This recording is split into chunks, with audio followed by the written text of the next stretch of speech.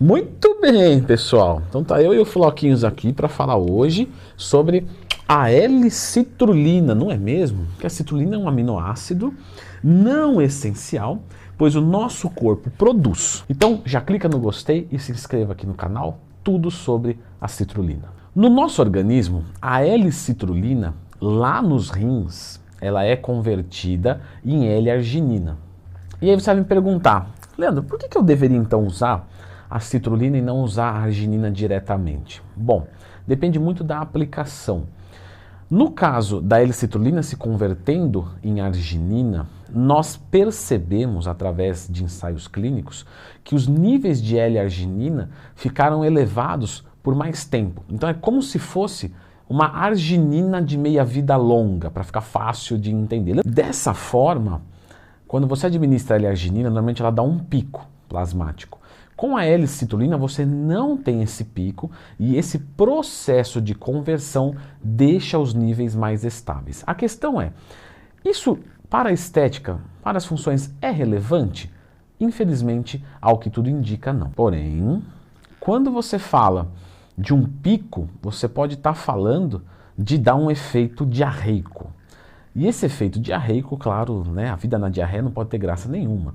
Logo, se você precisa, por algum motivo, aumentar os seus níveis de arginina no corpo, e você ingere L-arginina e isso causa diarreia, a L-citrulina se torna a próxima opção. E claro, se você já ligou A com B, se você consome alguma coisa e tem diarreia, obviamente a absorção fica prejudicada.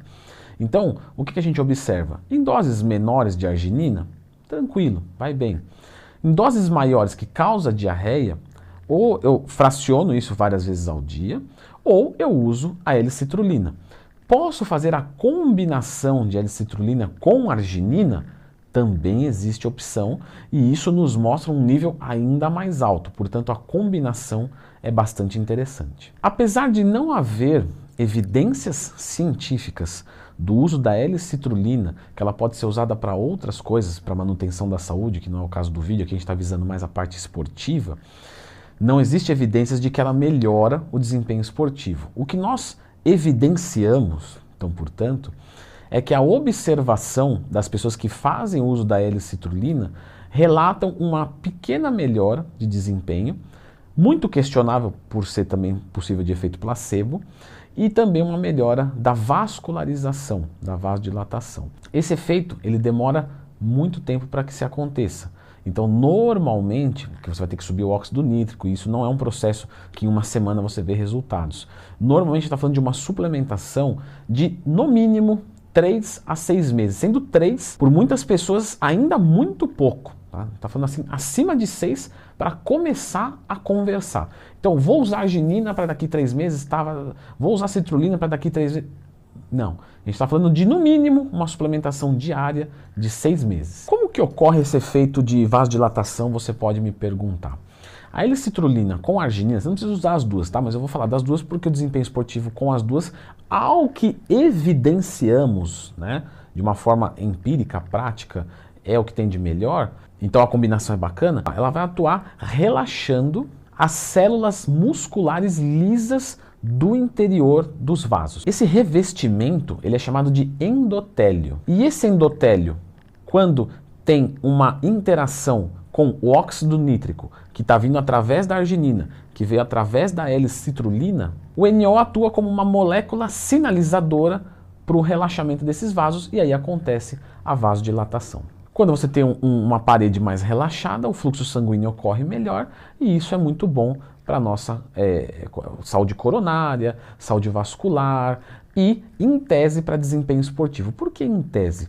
Porque é muito bonito a gente falar, vai vasodilatar, vai passar mais nutriente e com isso você vai ter uma recuperação muito melhor.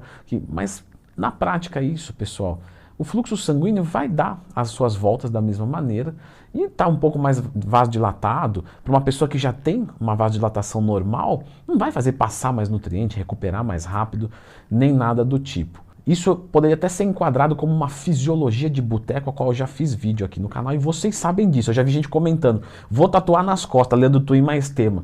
Galera, vocês dão risada, mas é verdade, tá? Não adianta eu alimentar a biblioteca se vocês não pesquisam quando vocês têm dúvida. Porém, não é só por isso que o óxido nítrico vai gerar uma melhora cardiovascular. Através dessa vasodilatação, ele vai ajudar a prevenir coágulos sanguíneos, porque ele evita essa agregação das plaquetas no sangue, evitando assim a aterosclerose, hipertensão, ataque cardíaco, AVC, entre outros. Então, se a gente pode dizer que a citrulina e automaticamente a arginina são fantásticas para a saúde coronária, ao que tudo indica sim. Para o desempenho esportivo, é como a gente disse, vamos continuar conversando. Em 2011, pela revista Urology, que vem dos urologistas, colocou-se o pressuposto de que a suplementação da citrulina pode ajudar na disfunção erétil. Esse estudo, que é duplamente cego, com 25 pessoas, usou-se 1,5 gramas de betalanina por dia durante um mês e observou que